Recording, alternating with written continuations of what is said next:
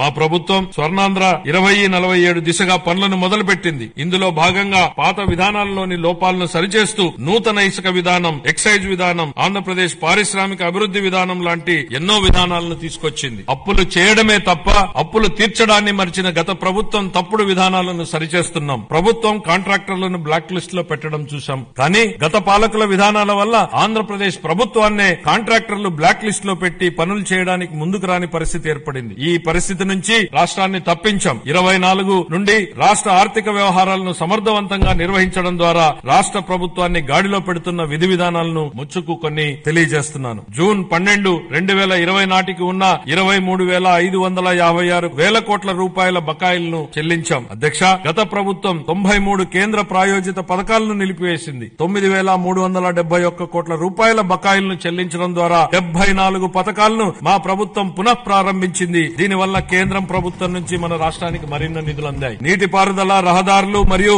ఇతర పనులకు సంబంధించి 12,735 కోట్ల రూపాయల బకాయిలను చెల్లించడం వల్ల రాష్ట్ర ఆర్థికాభివృద్ది పునరుత్తేజితమైంది. జూన్ 2024 నుంచి అతి తక్కువ సమయంలోనే మా ప్రభుత్వం మేనిఫెస్టోలో ఇచ్చిన ఈ కింది ప్రధాన హామీలను నెరవేర్చింది. ఎన్టీఆర్ భరోసా పెన్షన్లను నెలకు 4,000 రూపాయలకు పెంచడం జరిగింది. పేదల కోసం 204 అన్నా క్యాంటీన్లను ఏర్పాటు చేయడం జరిగింది. దీపం పథకం ద్వారా ఉచిత సిలిండర్లను ఇవ్వడం జరుగుతోంది. అర్చకులు, ఇమాంలు మరియు మౌజన్లకు గౌరవ వేతనం పెంచడం జరిగింది. 16,347 ఉపాధ్యాయుల నియామక ప్రక్రియకు మా ప్రభుత్వం శ్రీకారం చుట్టింది. అధ్యక్ష, చేసే ప్రతి పనిని ప్రజల ఆమోదంతో చేయాలనేది చంద్రబాబు గారి ఆలోచన. నేడు, రేపు మరియు మర్నాడు ప్రజలను ఒప్పించి ముందుకు సాగాలి. ప్రజాస్వామ్యంలో ఇది నిరంతర ప్రక్రియ. We have to convince people today, tomorrow and day after tomorrow continuously in democracy అనేది ముఖ్యమంత్రి గారు పదే పదే చెప్తుంటారు. బడ్జెట్ అనేది కేవలం కేటాయింపులు మాత్రమే కాదు. ప్రజల ఆశలు, ఆకాంక్షలు,